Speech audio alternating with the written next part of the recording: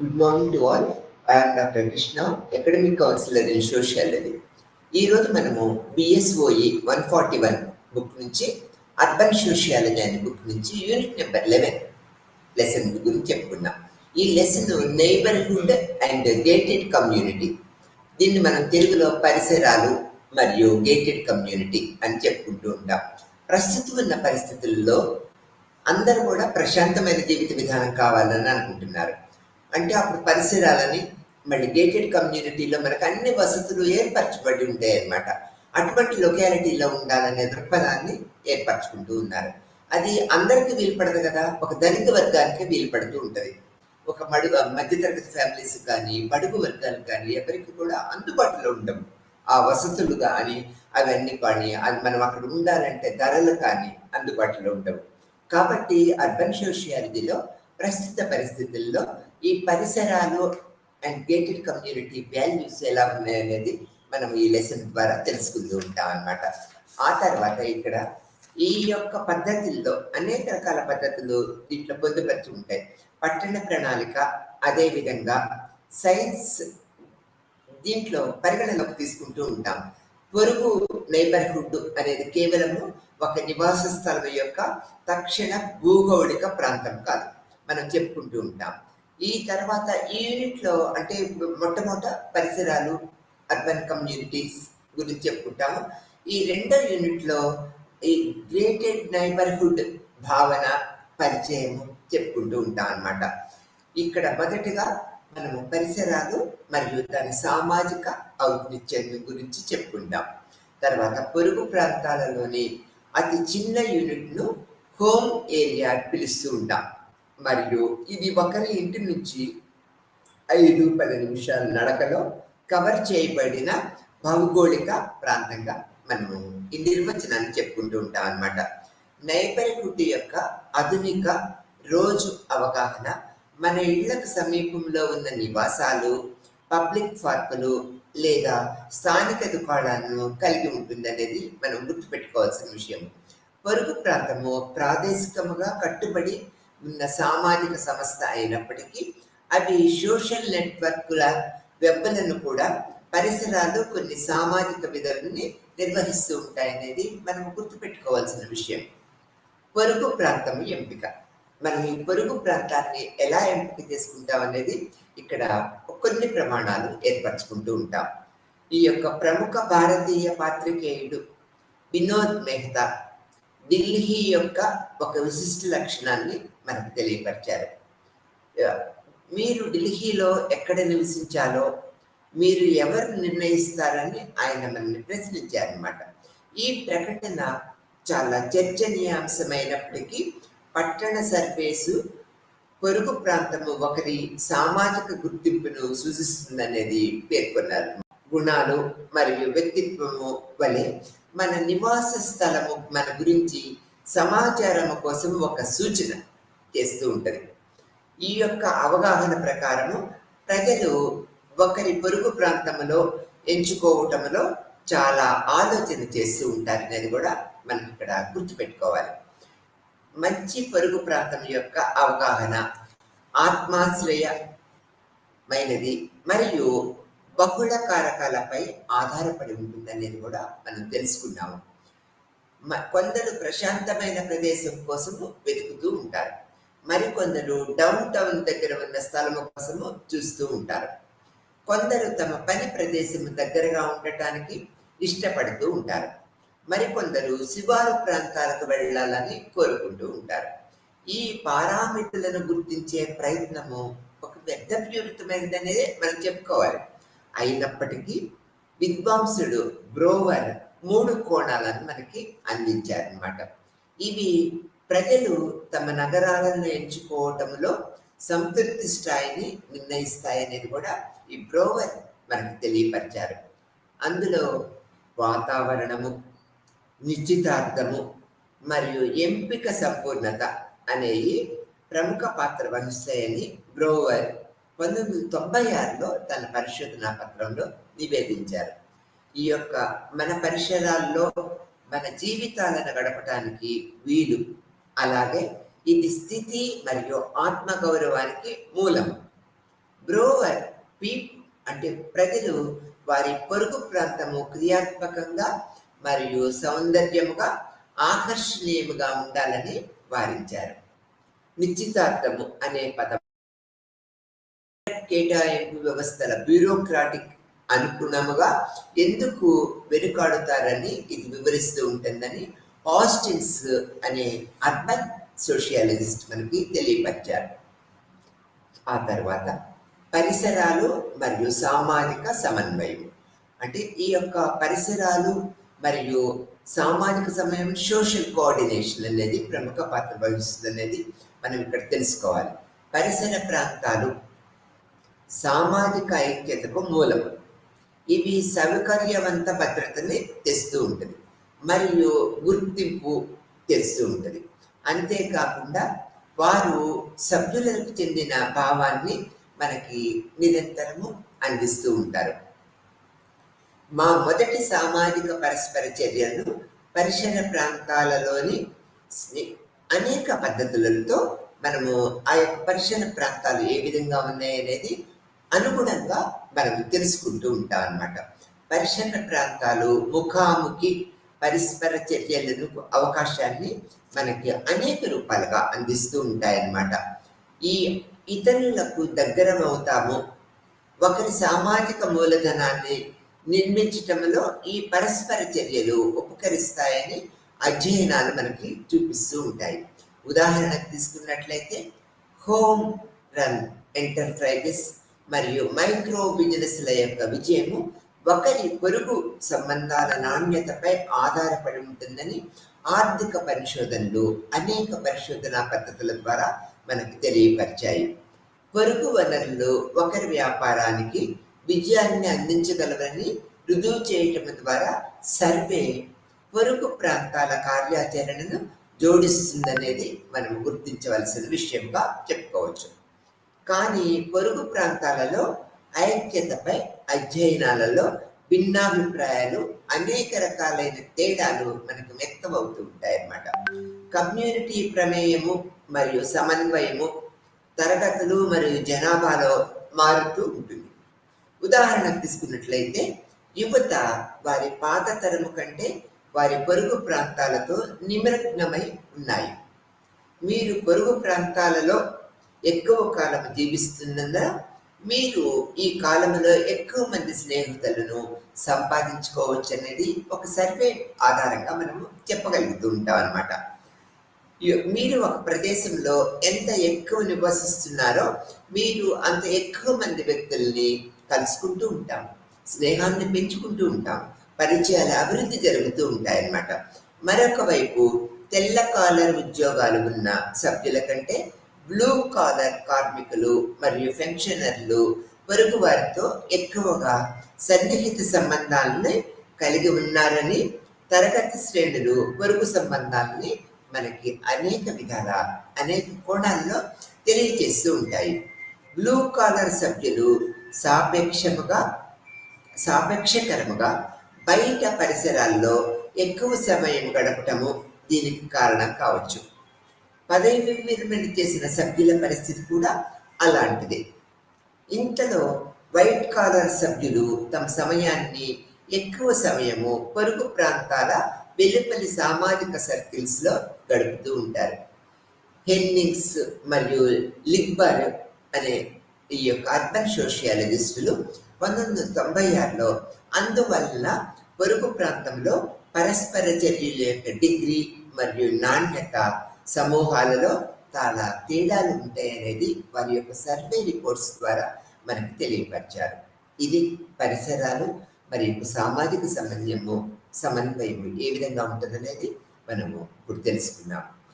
ఆ తర్వాత పరిసర ప్రాంతాలు మరియు సామాజిక స్ఫూర్తి ఏ విధంగా ఉంటుందనేది మనం ఇప్పుడు తెలుసుకుంటాం. పొరుగు ప్రాంతాల యొక్క అనేక లక్షణాలలో ఒకటి సమష్టి చర్యలను సులభతరం చేసే వారి సామర్థ్యము. సభ్యుల భౌతిక సామీప్యత కారణంగా పొరుగు ప్రాంతాల చర్చలు, ఉపన్యాసాలు, చర్చలు మరియు రాజకీయ చర్చలకు వేదికలుగా మారుతూ ఉంటాయి.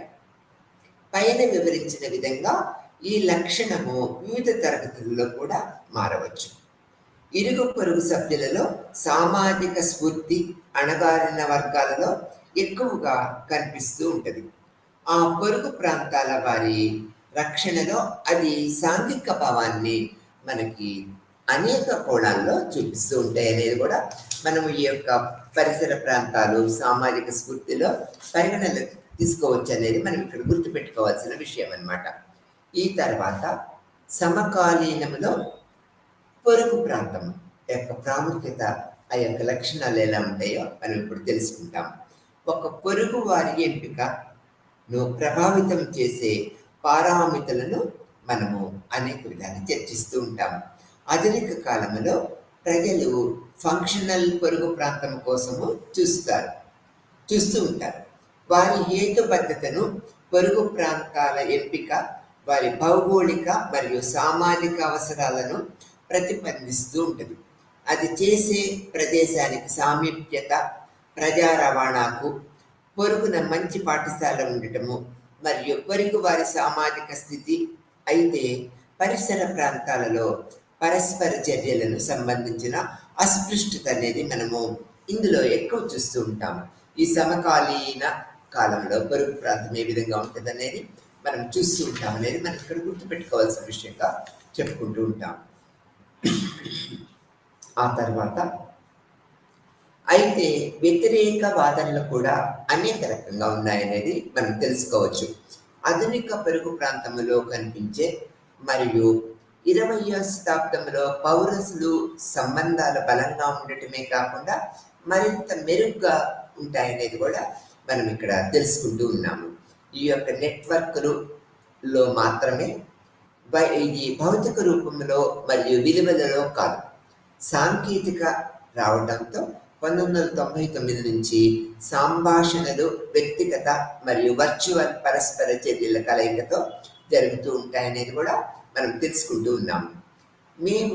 మనము అర్థం చేసుకున్న భౌగోళిక పరిమితులే పొరుగు ప్రాంతాలు సాంకేతిక సహాయంతో కూడా విస్తరిస్తున్నాయనేది అనేక రకాల సామాజిక శాస్త్రవేత్తలు, ఈ యొక్క నగర సామాజిక శాస్త్రవేత్తలు వాదిస్తూ ఉన్నారు. మాన్యువల్ కాన్స్టెన్స్ అతని ప్రముఖ రచన ది నెట్వర్క్ లో ఈ విధంగా అనేక రకాల సూచనలు ఇతను చేశారు. పొరుగు ప్రాంతాలు కోల్పోలేదని నిరూపించబడ్డాయి. అవి రూపాంతరం చెందుతూ ఉంటాయి సొసైటీలో. అయితే స్థానికంగా ఆధారిత గుర్తింపులు ఇతర అర్థాలతో కలుస్తూ ఉంటాయనేది అతను మనకి తెలియపరిచారు తన యొక్క సర్వే పరిశోధనల వల్ల అనేది మనం ఇక్కడ తెలుసుకోవాల్సిన విషయం. గేటెడ్ కమ్యూనిటీస్, ఈ యొక్క గేటెడ్ కమ్యూనిటీస్ని మనం పరిగణలోకి తీసుకున్నట్లయితే అనేక రకాల నూతన తత్వాన్ని మనము ప్రస్తుత పరిస్థితుల్లో చూస్తూ ఉన్నాము. సుఖమయ జీవితానికి ఆధునిక నగరాలుగా మనం వీటిని చెప్పుకోవచ్చు. పారిశ్రామిక విప్లవము, రెండో ప్రపంచ యుద్ధము తర్వాత పట్టణీకరణ ఊపందుకుంటూ ఉండదు. దాంట్లో పట్టణ వ్యవస్థలో మార్పులు సంభవించి అనేక సమస్యలు తలెత్తుతూ ఉన్నాయి. వాటిని పరిష్కరించి పట్టణ జీవితాన్ని సుఖమయం చేసేందుకు శాస్త్రవేత్తలు పలు సిద్ధాంతాలని అనేక రూపాలలో ప్రతిపాదిస్తూ ఉన్నారు. నగరాలు, పట్టణాల్లో జీవనము ఎన్నో ఒత్తిళ్లు, సమస్యలతో ముడిపడి ఉంటూ ఉంటుంది. పట్టణ జీవితాన్ని సుఖమయం చేసేందుకు శాస్త్రవేత్తలు అనేక సిద్ధాంతాలను నిరంతరము ప్రతిపాదిస్తూ ఉంటారు. అందులో ఒకటి అర్బనిజం. దీన్ని మనము తెలుగులో పట్టణవాదం అని చెప్తూ ఉంటాం. పట్టణాల్లోని భౌతిక పర్యావరణ వ్యవస్థలతో పౌరుల సంబంధాన్ని ఇది అధ్యయనం చేస్తూ ఉంటుంది.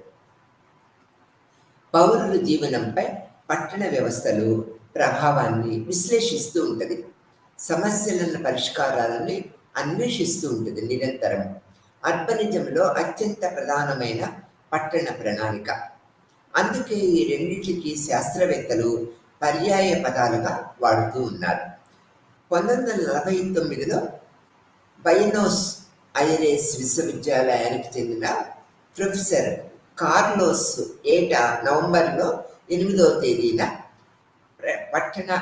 ప్రపంచ పట్టణవాదము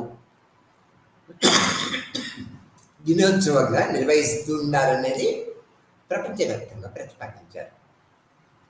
లూయిస్ వర్త్ అనే పట్టణ శాస్త్రవేత్త అర్బనిజము సిద్ధాంతానికి తుది రూపాన్నిచ్చారు. నగరం అంటే కేవలము భౌతిక ఉనికే కాదు, అక్కడి పౌరుల మధ్య సంబంధాలను పెంపొందించటము పట్టణవాదములో భాగమేనని ఈ లూయిస్ వర్త్ ప్రతిపాదించారు. మరొక వైపు ఆ అర్బనిజము నగరమంతా ఒకే వ్యవస్థగా ఉండాలని ఆ కాల ఆకాంక్షిస్తుందని, నగరవాసులకు వ్యవస్థలను విడదీయలేని జోనింగ్ భావనలు వ్యతిరేకిస్తుందని నెట్వర్క్ సిద్ధాంతాలను చెప్తూ ఉన్నాయి. 20వ శతాబ్దం నాటికి అర్బనిజము విస్తృతంగా వ్యాప్తిలోకి వచ్చి వర్తమాన పరిస్థితులను తగ్గట్లుగా నవీన పట్టణవాదంలో అనేక మార్పులు చేర్పులు చేశాయనేది మనం చెప్పుకోవచ్చు. ఆదర్శ నమూనా ఇందులో అర్బనిజంలో అది ఎలా ఉందంటే, వాయు కాలుష్యము, ట్రాఫిక్ వంటి సమస్యలు పట్టణాల్లో సర్వసాధారణంగా మారాయి. ఇప్పుడు మనం ఢిల్లీ పరిస్థితులు చూస్తూ ఉన్నాం. వాటి బారిన పడకుండా ప్రజాజీవనము సుఖవంతము కావటానికి అనువైన ఆదర్శ నమూనాలుగా నవీన అర్బనిజము ప్రాచుర్యము పొందుతూ ఉన్నది. దీన్ని ఆధునిక సాంప్రదాయాల పరిసరాల అభివృద్ధి, నడక అనుభూతి పట్టణవాదము, రవాణా ఆధారిత అభివృద్ధి, సుస్థిర అభివృద్ధి అని పలు పేర్లతో మనము పిలుస్తూ ఉన్నాము. పర్యావరణ పరిరక్షణ, సహజత్వము మరియు మానవ సంబంధాలే ప్రాతిపదికగా ఇది పట్టణ నిర్మాణ ప్రణాళిక అభివృద్ధిని నిర్దేశిస్తూ ఉంటుంది అనేది కూడా మనం తెలుసుకుంటూ ఉన్నాం.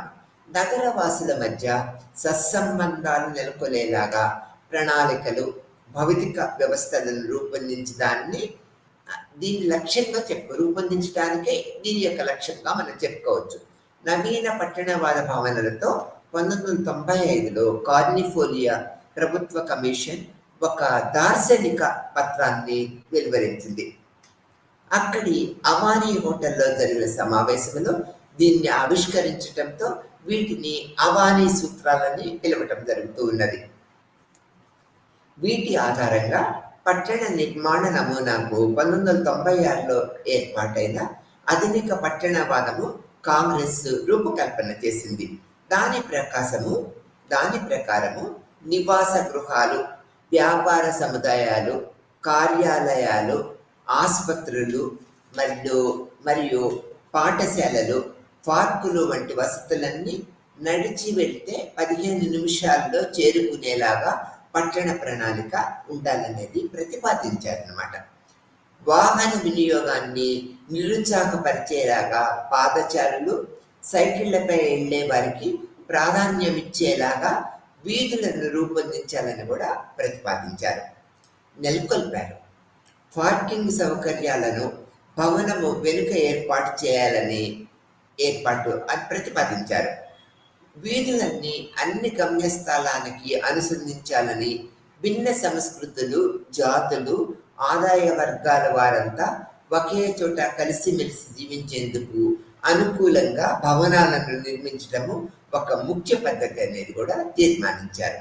అంతేకాదు, చెత్తరహితంగా పట్టణాలను తీర్చిదిద్దడంలో పాటు అక్కడి జనవనరులను ఆహ్లాదకర ప్రదేశాలుగా మార్చాలనేది కూడా తీర్మానించారు.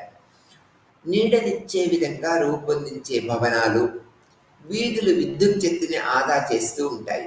వీటన్నిటినీ చిన్న నగర నిర్మాణంలోనే సమర్థవంతంగా అమలు చేయవచ్చని పట్టణ శాస్త్రవేత్తల యొక్క భావనగా మనం పేర్కొనాలి.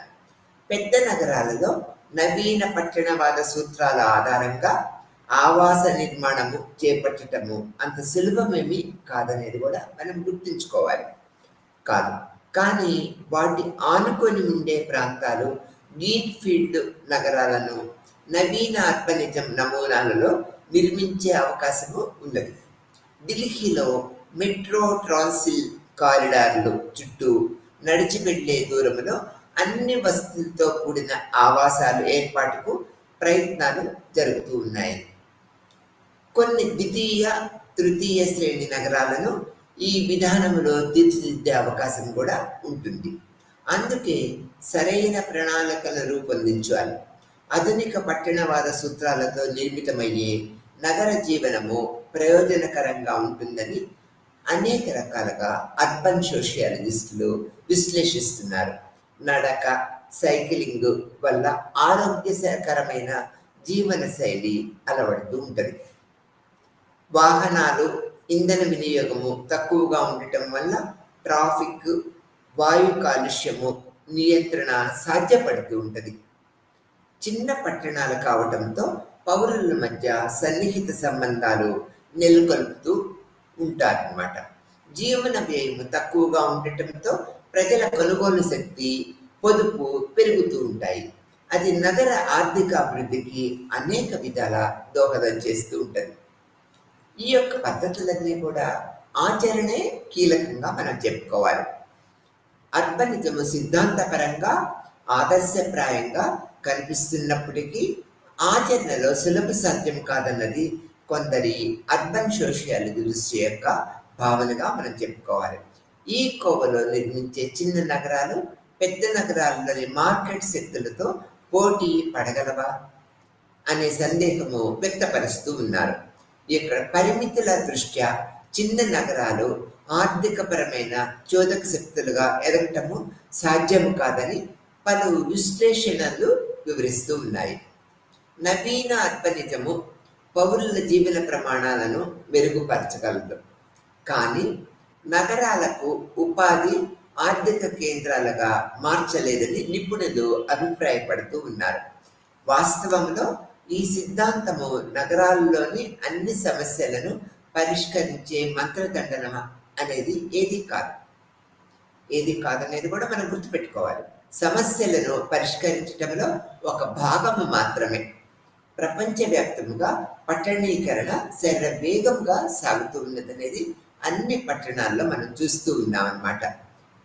పెరుగుతున్న జనాభాకు అనుగుణంగా మౌలిక వసతులు లేకపోవటము పలు సమస్యలకి దారితీస్తూ ఉంటుంది. ప్రభుత్వ విధానాలు, ప్రణాళిక పట్టణీకరణ వేగాన్ని అందుకోలేక చతికిలు పడుతూ ఉన్నాయనేది కూడా మనం గుర్తుపెట్టుకోవాలి. ఇటువంటి పరిస్థితుల్లో పట్టణీకరణ వేగాన్ని అందుకోగల సమర్థవంతమైన, శాస్త్రీయమైన క్షేత్రస్థాయి పరిస్థితులను తగిన ప్రణాళికల రూపకల్పన ఎంతో అవసరము ఉన్నదనేది కూడా మనము ప్రస్తుత పరిస్థితుల్లో గుర్తుపెట్టుకోవాల్సిన విషయం. ఆర్థికాభివృద్ధి, జీవన నాణ్యత మధ్య సమతౌల్యం సాధించటము ఈ ప్రణాళికల యొక్క లక్షణంగా మనము చెప్పుకోవాలి. అందుకే సుస్థిరాభివృద్ధి నగరాల రూపుదిద్దుకుంటూ ఉంటాయనేది మనము తెలుసుకోవాలి. నగర జీవనము ఈ విధంగానే ఒక సుఖవంతమైన ప్రణాళికగా ఏర్పడుతుందనేది కూడా ఈ యొక్క పద్ధతుల్లో మనం చెప్పుకోవాలి. అందుకని సుఖమయ జీవితానికి ఆధునిక నగరాలు అంటే గ్రేటెడ్ కమ్యూనిటీస్ ఏ విధంగా ఉన్నాయో మనం చెప్పుకుంటూ ఉంటాం. నవీన అర్బనిజం అసలు అర్థం ఏంటి అనేది కూడా మనం తెలుసుకోవాలి. నవీన అర్బనిజం భావనను ప్రభావితమైన ప్రపంచవ్యాప్తంగా ఎన్నో పట్టణాభివృద్ధి ఉద్యమాలు ఉద్భవించాయి. వాటిలో సుందర నగరము, ఉద్యాన నగరము వంటి ఉద్యమ అంశాలు పట్టణ ప్రణాళికలో కీలకమవుతూ ఉన్నాయి. ఫ్లోరిడాలోని శ్రీసైడ్, కాలిఫోర్నియాలో లగూనా పట్టణాలు ఇలా నిర్మితమైనవి ఎగ్జాంపుల్స్గా చెప్పుకోవచ్చు. ఇటువంటివి అమెరికాలో చాలానే ఉన్నాయి అన్నమాట. ఇంటెలిజెన్స్ జర్నలిజము, అర్బనిజము భావనతో భూటాన్ రాజధాని దింపు నిర్మితమైనదిగా మనకు తెలిసిన విషయమే. పూణే సమీపంలోని ప్రైవేటు రంగంలో నిర్మించిన లావాసా పట్టణము నవీన అర్బనిజానికి ప్రత్యేక ఉదాహరణగా మనము తప్పనిసరిగా చెప్పుకుంటూ ఉంటామన్నమాట. ఇది గేటెడ్ కమ్యూనిటీస్ యొక్క పరిరక్షణ పద్ధతుల్లో ప్రముఖమైన భావనగా మనం చెప్పుకుంటూ ఉంటాము.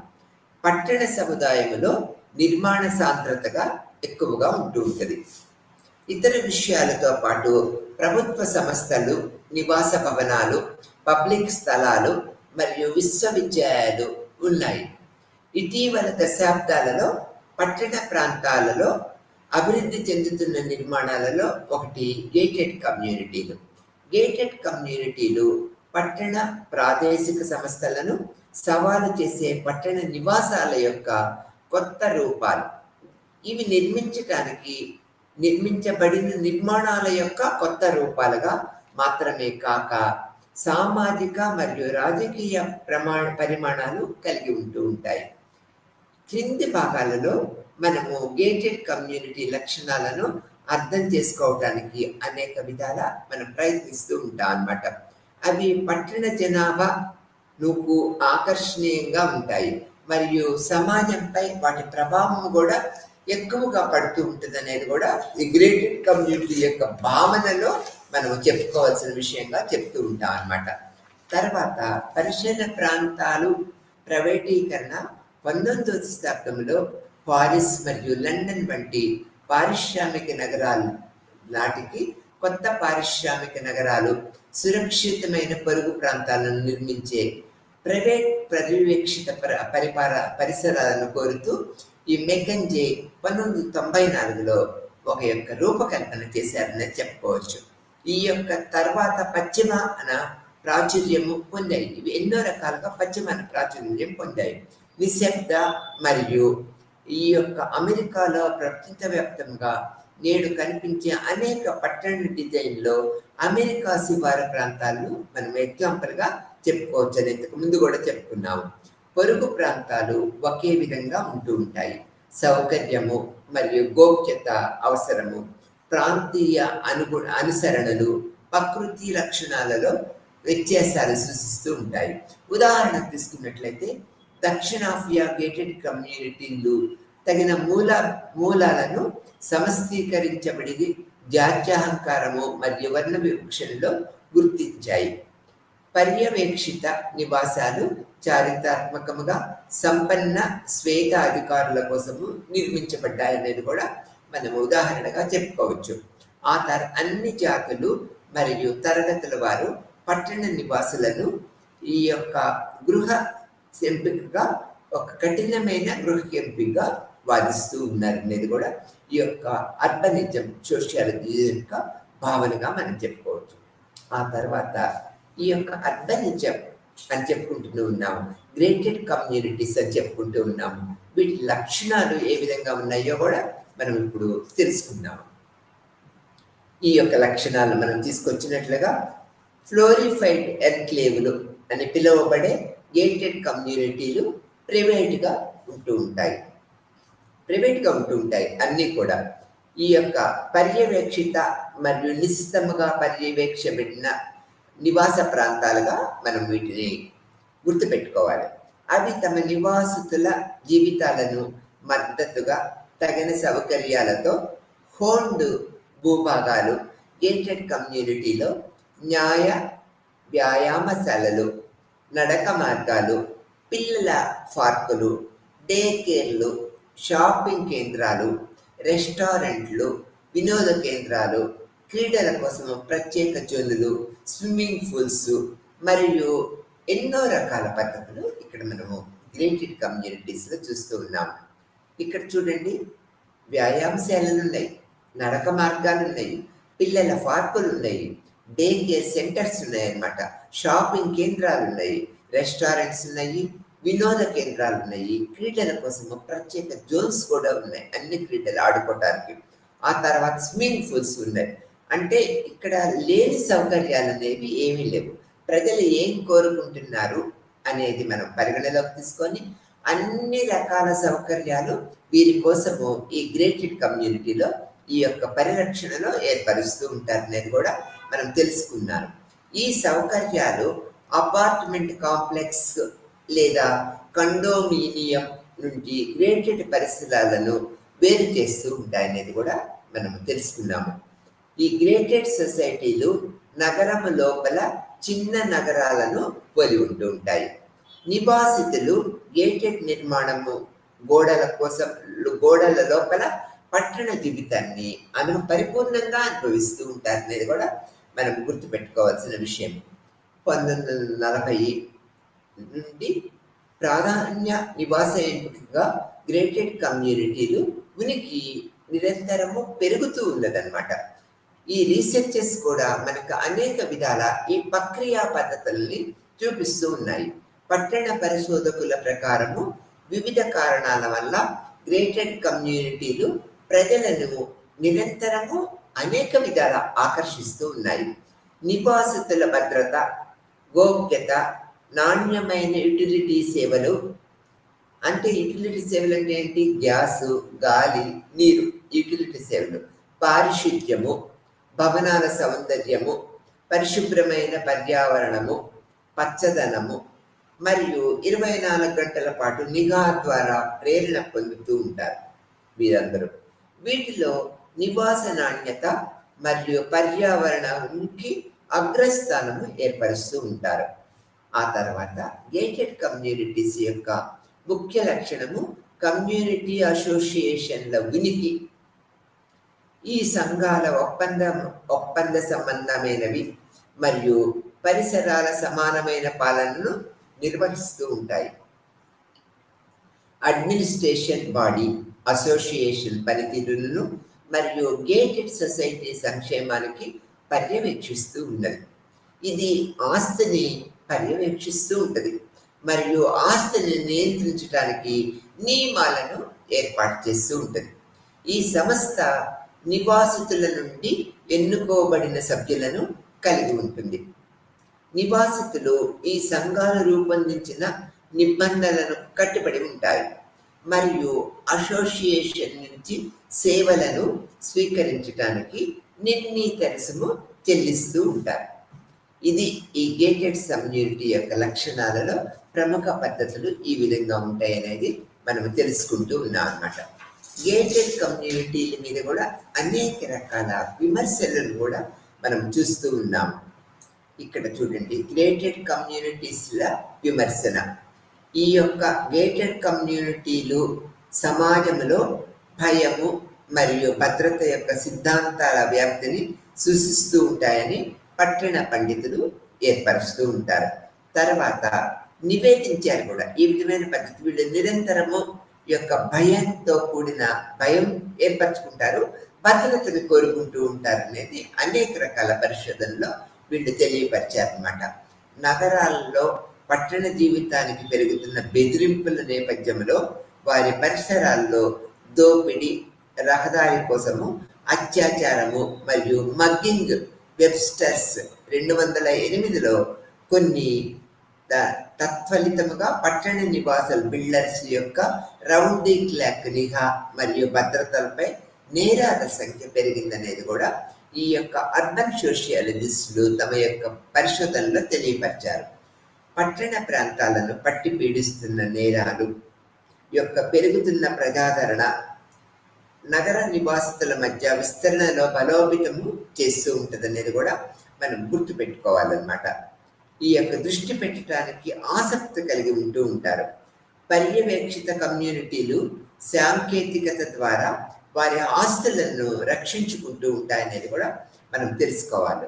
మరియు గేటెడ్ కమ్యూనిటీలు అవి పట్టణ ప్రజల్లో పెరుగుతున్న భయము మరియు ధోరణులకు ఒక అర్థం పట్టినట్లుగా మనకి కనిపిస్తూ ఉంటాయి. గోడలను కాపాడుకోవటానికి మరియు బెదిరింపులకు దూరముగా ఉండటానికి ఇది ప్రకృతిలో మినహాయింపు మరియు పట్టణ అభివృద్ధికి హానికరంగా కూడా ఉంటాయనేది ఈ యొక్క రిపోర్ట్స్లో మనకి తెలియపరుస్తూ ఉన్నది. నివాసితులు తమ సైద్ధాంతిక వాదనలను కూడా మనము చర్చిస్తూ ఉంటాం. కోటగోడల సంఘాల అభివృద్ధిని విమర్శకులు జెండా సామాజిక విభజన మరియు ప్రాదేశిక ఒంటరితనానికి దారితీస్తూ ఉంటుంది అనేది కూడా మనం తెలుసుకుంటూ ఉన్నాము. గేటెడ్ కింద విభాగాలు సంస్కృతి యొక్క వ్యతిరేకంగా విమర్శనాత్మక సిద్ధాంతకర్తలు చేసిన కొన్ని పద్ధతులను మనము చూద్దాం. ఇక్కడ మొదటిది మనం అటువంటి పద్ధతుల్లోకి వచ్చేటట్లయితే పబ్లిక్ స్పేస్ కేటాయింపు అన్నమాట. గేటెడ్ కమ్యూనిటీలు వ్యతిరేకంగా ఒక ప్రధాన విమర్శన ఏమిటంటే సమాజంలో వాటి వలన ఏర్పడిన సామాజిక స్పేషియల్ పోలరైజేషన్ క్రిటికల్ థియరిస్టులు ఆరోపించిన ప్రకారము బలవర్ధకమైన గోడలు పట్టణ ఉన్నత వర్గాల వారి నివాసము, వినియోగము, విశ్రాంతి మరియు ఉత్పత్తిని ప్రత్యేకంగా నిర్వహించడానికి సాధారణంగా ఉన్నాయనేది కూడా వీళ్ళ అభిప్రాయం. తర్వాత కాలుష్యము, చెత్తాచెదారము ద్వారా మరియు పట్టణ నేరాలు లేకుండా పారిశుద్ధ్య జీవన వాతావరణాన్ని సృష్టించడానికి వీళ్ళు ఇంటిగ్రేటెడ్ కమ్యూనిటీస్ నిరంతరము కేటాయిస్తూ ఉంటారు, ప్రయత్నిస్తూ ఉంటారు. ఏది ఏమైనప్పటికీ గేటెడ్ కమ్యూనిటీలు చుట్టుముట్టబడిన ప్రాంతాలు కొన్నిసార్లు నివాసితులను మాత్రమే పరిమితం చేయబడుతూ ఉంటాయి. గోడలు కలిగి ఉన్న వీధులు మరియు కాలిబాటలు ఇందులో ఉంటాయి.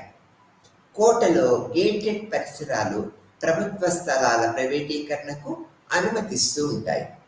పట్టణ నివాసితులు సమూహము, బహిరంగ స్థలాలు మరియు వనరులు ఈ కేటాయింపులు ఇతర సమూహాలపై, ముఖ్యంగా పట్టణ పేదలపై వివక్షత నిరంతరం చూపుతూ ఉంటుందన్నమాట. తత్ఫలితముగా పట్టణ ప్రాంతాలను దిగువ తరగతులు అందుబాటులో ఉండే భాగాలుగా మరియు లేనివిగా మనము విభజించవచ్చు అన్నమాట. ఇది ప్రాదేశిక విభజనకు దారితీస్తూ ఉంటుంది. అనేది మనం గుర్తుపెట్టుకోవాల్సిన విషయం. మరియు పట్టణ అభివృద్ధికి మినహాయింపు మరియు వివక్షత మార్కిస్టు పండితుల స్వతహాగా పెట్టుబడిదారీ విధానాలతో కూడా కూడిన పట్టణ అభివృద్ధికి గేటెడ్ కమ్యూనిటీలకు పెరుగుదల ఒక కారణమని ఈ మార్కిస్టు పండితులు అభిప్రాయపడ్డారు. నగరం యొక్క పెట్టుబడిదారీ స్వభావము, వారి సామాజిక ఆర్థిక స్థితి ఆధారంగా వివిధ ప్రాంతాలలో నివసిస్తున్న విభిన్న సమూహాలచే నగరములో ప్రాతినిధ్యము వహిస్తూ ఉంటుంది. భౌగోళిక విభజన పెరుగుతుంది. గ్రేటెడ్ కమ్యూనిటీల అభివృద్ధిని ప్రోత్సహించటము ద్వారా ప్రభుత్వము ఈ ధోరణిని చట్టబద్ధత చేస్తుందన్నమాట. అదనంగా రియల్ ఎస్టేట్ డెవలపర్స్ తమ వినియోగదారుల ఎంపికను నడిపించే సంక్లిష్టమైన సామాజిక మరియు భౌతిక చిక్కుల గురించి తెలుసుకుంటూ ఉంటారు. మరియు గేటెడ్ కమ్యూనిటీల యొక్క భావన చుట్టూ మరియు ప్రకాశాన్ని సృష్టించటం ద్వారా వారిపై పెట్టుబడి పెడుతూ ఉంటారు. గేటెడ్ నైబర్హుడ్లు ఆ తర్వాత స్థితి మరియు వాంఛనీయతను చిహ్నంగా ఇవి నిరంతరము మారుతూ ఉంటాయనేది ఈ యొక్క గ్రేటెడ్ కమ్యూనిటీ యొక్క భావనలో ముఖ్య లక్షణంగా మనము చెప్పుకుంటూ ఉంటాం అన్నమాట. తర్వాత సామాజిక సామరస్యము మరియు సంపర్కము లేకపోవటం. ఈ గ్రేటెడ్ కమ్యూనిటీ వల్ల ఎంతో నష్టము, లాభాలు కొన్ని ఎక్కువ ఉండొచ్చు, నష్టం కూడా జరుగుతూ ఉంటుంది అనేది మనం చెప్పుకుంటూ ఉంటాం. దాంట్లో ప్రథమంగా ఇక్కడ వివక్షతో కూడిన పట్టణ ప్రణాళిక వివిధ సమూహాల మధ్య ఘర్షణ మరియు శత్రుత్వాన్ని కలిగిస్తూ ఉంటుంది. ఈ గ్రేటెడ్ కమ్యూనిటీస్ వల్ల నష్టం ఏంటి? సామాజిక సామరస్యము మరియు సంపర్కము లేకపోవటం అనేది చెప్పుకున్నాం అన్నమాట. తర్వాత సామాజిక సామరస్యాన్ని భంగం కలిగిస్తూ ఉంటుంది అన్నమాట ఈ యొక్క పద్ధతి. పట్టణ సర్వేసుల ప్రకారము గ్రేటెడ్ కమ్యూనిటీస్ ఆగమనము, గ్రేటెడ్ కమ్యూనిటీ సభ్యులు అనుభవిస్తున్న సౌకర్యాలు మరియు భద్రత కోసము ఈ యొక్క పొరుగు సమాజంలో అసూయ మరియు కోపము, ఈ యొక్క అనేక రకాల భావాలను వాళ్ళు ఏర్పరచుకుంటూ ఉంటారన్నమాట. అంతేకాకుండా గ్రేటెడ్ కమ్యూనిటీలు విభిన్న సామాజిక వ్యక్తుల మధ్య ఉచిత పరస్పర చర్యల నుంచి నగరాన్ని నిరోధిస్తూ ఉంటాయనేది కూడా మనము ముఖ్యంగా గుర్తుపెట్టుకోవాలి. మరియు నగరంలో సాంస్కృతిక సమూహాలు లేదా గ్రేటెడ్ కమ్యూనిటీలో నివసించే వ్యక్తులకు మరియు బయట ప్రపంచానికి మధ్య తక్కువ లేదా ఎటువంటి పరిచయము లేకుండా ఉంటుందనేది కూడా మనం ఇక్కడ ముఖ్యంగా పేర్కొనుకోవాల్సిన విషయం. ఆ తర్వాత ఇరుగు పొరుగు ప్రాంతాలపై మున్నిపట్టి విభాగంలో ఉన్నట్లుగా ప్రజలు పొరుగు ప్రాంతాల ఎంపికలను నిర్ణయించే ప్రమాణాలు, వారి అవగాహన, మనకు సమానమైన జీవన శైలిని గడుపుతున్న వారి పొరుగు వారిని మనం వెతకటము సజాతీయ ప్రభావాన్ని కలిగి ఉంటుందనేది కూడా మనం ఇక్కడ జ్ఞాపకం పెట్టుకోవాల్సిన విషయం అన్నమాట. గ్రేటెడ్ నైబర్హుడ్ విషయంలో నివాసితులు ఒకే విధమైన సామాజిక, ఆర్థిక స్థితిగతుల నుంచి వచ్చిన సామాజిక సజాతీయ ప్రదేశంలో ఇది పర్యవసానముగా ఉంటుందనేది మనం తెలుసుకోవాలి. తర్వాత జాతి ఆదాయము మరియు సామాజిక స్థితి వంటి పారామితులపై ఆధారపడి ఇటువంటి సజాతీయ ప్రాదేశిక ఏర్పాట్లు ధృవీకృత నగరాలకు దారితీస్తూ ఉంటాయనేది కూడా మనం తెలుసుకోవాలి. ఇది అసమానత దృష్ట్యాంతరం ఇది ఒక తీవ్రమైన అంశంగా మనము గుర్తుపెట్టుకోవాల్సిన విషయం. ఆ తర్వాత టోటల్గా మనం కనుక వచ్చినట్లయితే ఈ యొక్క పద్ధతిలో ఈ యొక్క యూనిట్ యొక్క మొత్తం ఉద్దేశం ఏంటంటే పొరుగు ప్రాంతాల భావన మరియు పట్టణ అధ్యయనాల్లో వాటి ఔచిత్యత మనము పరిచయం చేసుకుంటూ ఉన్నాం అన్నమాట. సామాజిక స్థితి, సామాజిక మరియు భౌతిక అవసరాలకు పొరుగు ప్రాంతాలకు గల సంబంధాన్ని మనం అనేక దృక్కోణాలలో తెలుసుకుంటూ ఉన్నాం అన్నమాట. సామాజిక ఐక్యత, సామాజిక స్ఫూర్తి మరియు పౌరుల మధ్య సంబంధాలను పెంపొందించడంలో పొరుగు ప్రాంతాల యొక్క ప్రాముఖ్యతను గురించి మనము అనేక కోణాలలో తెలుసుకున్నాము. తర్వాత ఇక్కడ మనం ముందుగా గుర్తుంచుకోవాల్సింది సామాజిక స్థితి, సామాజిక మరియు భౌతిక అవసరాలను పొరుగు ప్రాంతాల గల సభ్యులు సంబంధాన్ని మనము పరిగణలోకి తీసుకోవాలి, నిరంతరము పరిగణలోకి తీసుకోవాలనేది మనము దీనివల్ల తెలుసుకుంటూ ఉన్నాం అన్నమాట. తర్వాత పొరుగు పరస్పర చర్యల యొక్క షిఫ్టింగ్ నమూనాలపై అనేక సాహిత్య భాగాలను ఈ యొక్క అర్బన్ సోషియాలజిస్టులు మనకు తెలియపరిచారు. నగరవాసులు గ్రేటెడ్ కమ్యూనిటీలను ఎంచుకోవటానికి దారితీసే అంశాలను గురించి కూడా మనం తెలుసుకున్నాం అన్నమాట. సమాజంలో గ్రేటెడ్ సెగ్రిగేషన్ మరియు అసమానతలకు వ్యతిరేకంగా వచ్చిన ప్రోత్సహించాల్సిన పట్టణ పండితులు విశ్వసిస్తూ ఉన్నారు. ప్రోత్సహించాలని పట్టణ అర్బన్ సోషియాలిస్టులు విశ్వసిస్తూ ఉంటారు. ఈ యొక్క గేటెడ్ కమ్యూనిటీలు ప్రపంచవ్యాప్తంగా ప్రస్తుత పరిస్థితుల్లో ప్రసిద్ధి చెందాయి. అందరూ కూడా ఉన్నత వర్గం వాళ్ళు, ధనిక వర్గం వాళ్ళు, సంపన్న వ్యక్తులందరూ కూడా గ్రేటెడ్ కమ్యూనిటీల్లో నివసించడానికి ప్రముఖ పాత్ర వహిస్తూ ఉన్నారు, ఇష్టపడుతూ ఉన్నారు, ఎక్కువ బిల్లింగ్ చూపుతూ ఉన్నారు అనేది మనము గుర్తు పెట్టుకోవాలి. తర్వాత ఈ గ్రేటెడ్ కమ్యూనిటీలు కూడా సంపన్నులు మరియు అల్పాదాయ వర్గాల మధ్య శత్రుత్వాన్ని పెంచుతూ ఉన్నదనే భావన ఈ అర్బన్ సోషియాలజిస్టులు మనకు తెలియపరుస్తూ ఉన్నారని చెప్పుకోవచ్చు. తర్వాత ఈ యొక్క గ్రేటెడ్ కమ్యూనిటీస్ అన్ని కూడా మనం విభజించబడిన నగరాలు అని చెప్పుకుంటూ ఉంటాం.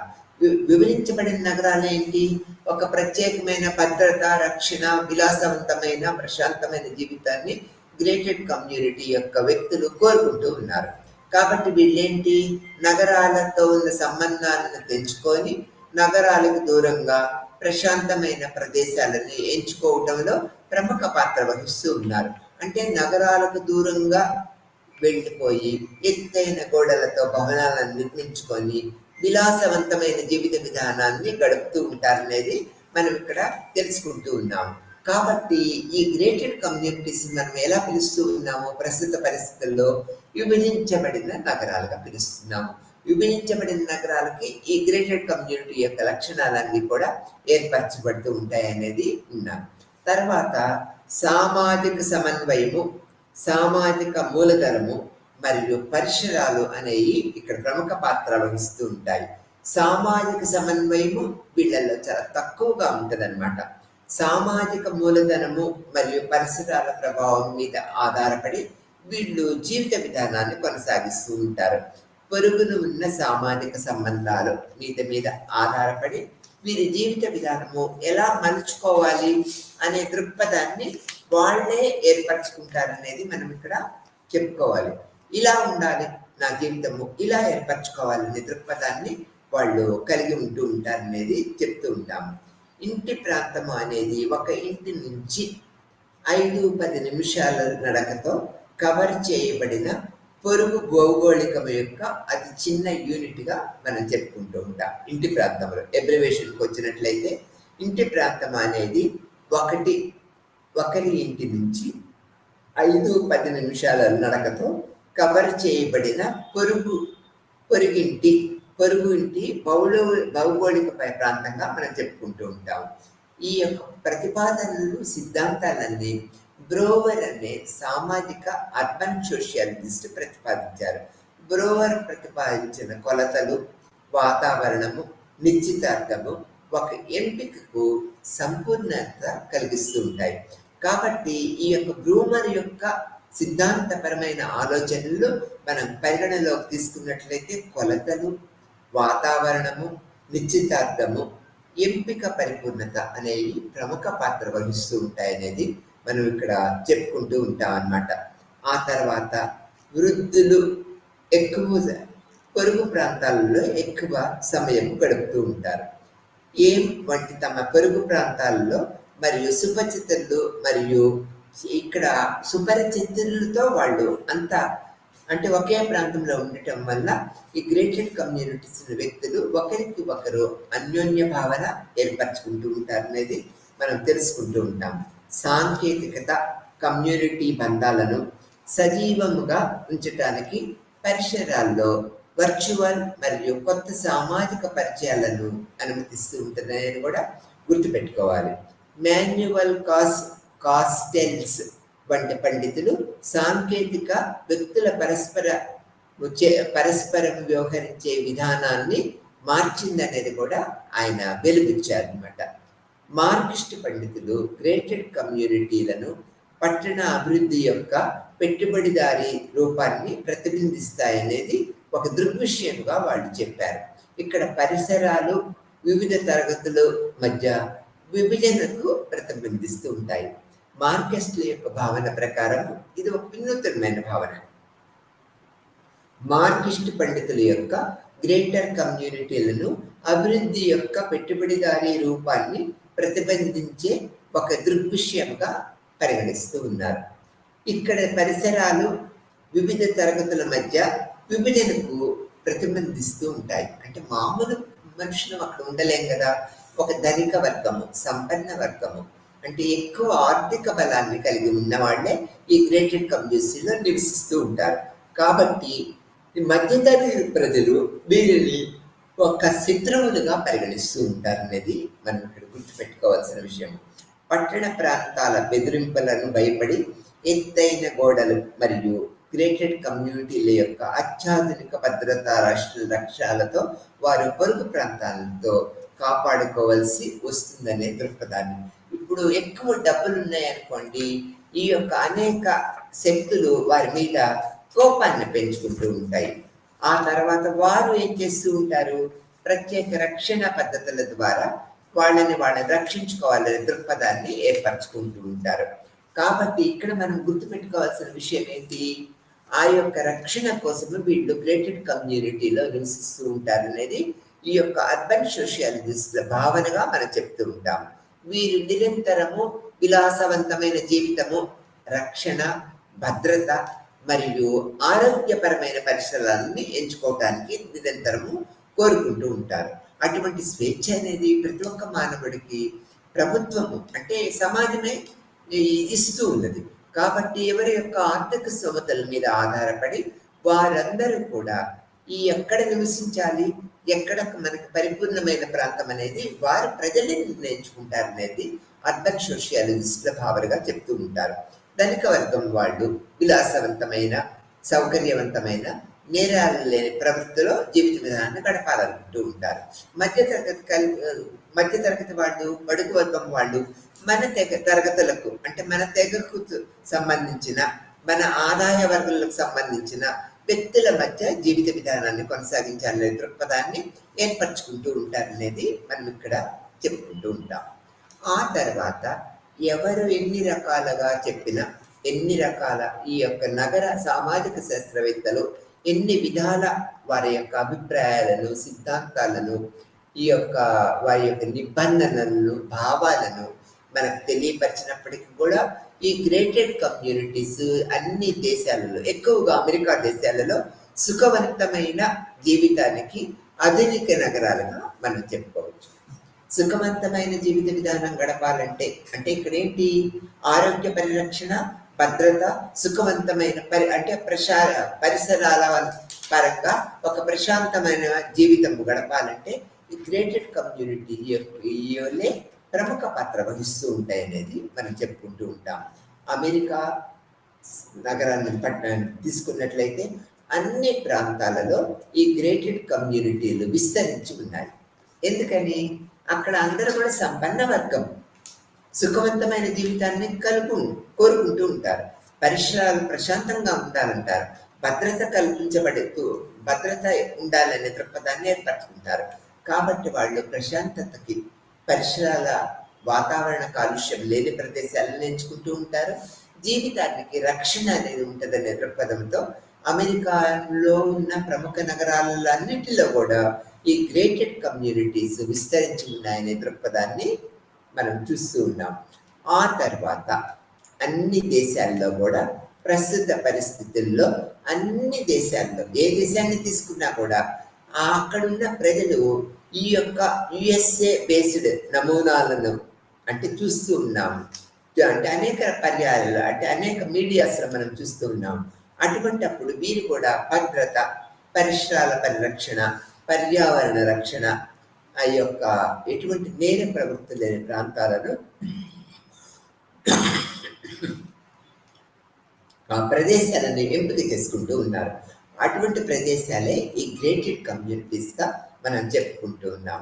అందుకని ఇక్కడ మనం ఏం చెప్తూ ఉన్నాము, సుఖమయ జీవితానికి ఆధునిక నగరాలు ఏ విధంగా ఉండయి, అక్కడ ప్రజలు ఎట్లాంటి అభిప్రాయాలను ఏర్పరచుకున్నారనేది ప్రపంచవ్యాప్తంగా మనం అన్ని దేశాల్లో చూస్తూ ఉన్నాం. ఏ సంపన్న వర్గమైనా, ఏ ధనిక వర్గమైనా, ఏ ఉన్నత వర్గమైనా కూడా ఈ యొక్క గ్రేటెడ్ కమ్యూనిటీస్లో జీవిత విధానాన్ని కొనసాగించే వాళ్ళని దృక్పథాన్ని, ఆకాంక్షల్ని వెలిగిస్తూ ఉంటారు. ఈ యొక్క ఆధునిక నగరాలన్నీ కూడా ముందు కూడా చెప్పుకున్నాము. పారిశ్రామిక విప్లవము, రెండవ ప్రపంచ యుద్ధము తర్వాత పట్టణీకరణ ఎంతో ముందుకు వెళ్ళింది, అంటే దూసుకు వెళ్ళింది సమాజంలో అనేది మనం చెప్పుకుంటూ ఉంటాం. దాంట్లో పట్టణ వ్యవస్థలో అనేక రకాల మార్పులు సంభవిస్తూ ఉన్నాయి. నిరంతరము అనేక రకాల మార్పులు సంభవిస్తూ ఉన్నాయి అనేది కూడా మనం తెలుసుకున్నాము. వాటిని పరిష్కరించి పట్టణ జీవితాన్ని సుఖమయంతవంతంగా చేయటానికి శాస్త్రవేత్తలు అనేక సర్వేలు చేశారు, అనేక రకాల సిద్ధాంతాలను కూడా రూపొందించారు అనేది మనము ఈ లెసన్లో తెలుసుకున్నాం అన్నమాట. ఈ నవీన అర్బనిజం అనేది ఒక కొత్త కాన్సెప్ట్ ప్రస్తుత వ్యవస్థలో అనేది మనము అనేక విధాలు తెలుసుకుంటూ ఉన్నాం. నవీన అర్బనిజము భావనకు ప్రభావితమైన ప్రపంచవ్యాప్తంగా ఎన్నో పట్టణాభివృద్ధి ఉద్యమాలు ఉద్భవించాయి. ఈ యొక్క నవీన అర్బనిజం అంటే అన్ని రకాల పట్టణాలలో ప్రపంచవ్యాప్తంగా అన్ని నగరాలలో ఈ యొక్క పద్ధతి అనేది ఉద్భవించిందనేది మనము చెప్పుకుంటూ ఉన్నాం. దీన్ని మనం ఏం చెప్తున్నాము, ఈ అర్బన్ సోషలిస్టులు ఏం చెప్తున్నారు, నవీన అర్బనిజము అని చెప్తూ ఉన్నారు. దానికి ఒక కొత్త పేరు పెట్టారు, నవీన అర్బనిజం అనేది. ఈ నవీన అర్బనిజం భావనకు ప్రభావితమైన ప్రపంచవ్యాప్తముగా ఎన్నో పట్టణాభివృద్ధి ఉద్యమాలు ఉద్భవించాయి. అనేక రకాల పట్టణ అర్బనిజాలు, నవీన అర్బనిజాలు ఉద్భవించాయి అనేది మనం చెప్పుకోవాలి. వాటికి సంబంధించిన నవీన అర్బనిజంలో సుందర నగరాలు, ఉద్యానవన నగరాలు వంటి